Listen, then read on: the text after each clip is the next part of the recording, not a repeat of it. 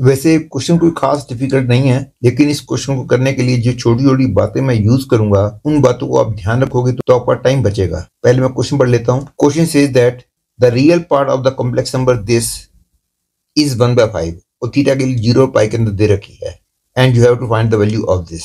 पहली बात तो ये ध्यान दो कि इसकी वैल्यू 2 साइन के थीटा/2 होगी और इसको ऑब्वियसली आपको पता होगा कि 2 sin थीटा/2 cos थीटा/2 लिखेंगे, लेकिन क्योंकि बाय टू बार बार आएगा तो सबसे अच्छा ये है कि शुरू में ही हम थीटा को 2 अल्फा बोल दें। दैट इज स्टार्टिंग में ही मैं थीटा की वैल्यू 2 अल्फा ले लेता हूं। ऐसा करने से this will become 1 minus cos 2 alpha plus i into 2 into sine 2 alpha whole to the power -1 and this is equal to 2 sin square alpha plus 4i sin alpha cos alpha whole to the power -1। अब इसके बाद एक बात और ध्यान दो कि बार बार मेरे को sin अल्फा cos अल्फा लिखना पड़ेगा, तो शॉर्ट में मैं sin अल्फा की जगह केवल s लिखूंगा और cos अल्फा की जगह केवल c लिखूंगा। इससे ये क्वेश्चन बन जाएगा 1/2s इंटू s प्लस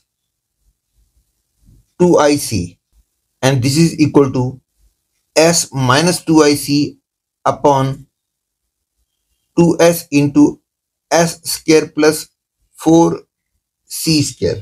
और ध्यान दो इसके रियल पार्ट की वैल्यू मेरे को 1/5 दे रखी है, मतलब इसका रियल पार्ट जो है 1/5 के बराबर है।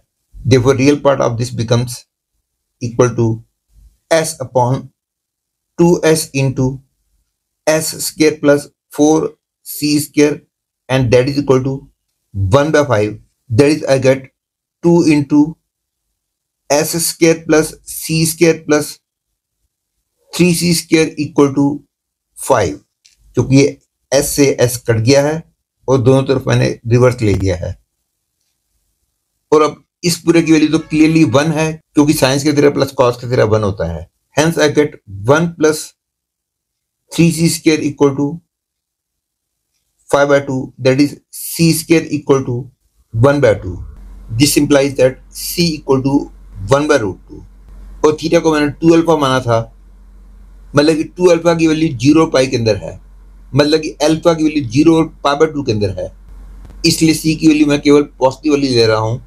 That is the value of cos alpha is 1/√2 and cos alpha equal to 1/√2 means alpha equal to π/4। और ऐसा करने से दिस बिकम्स 0 to π/2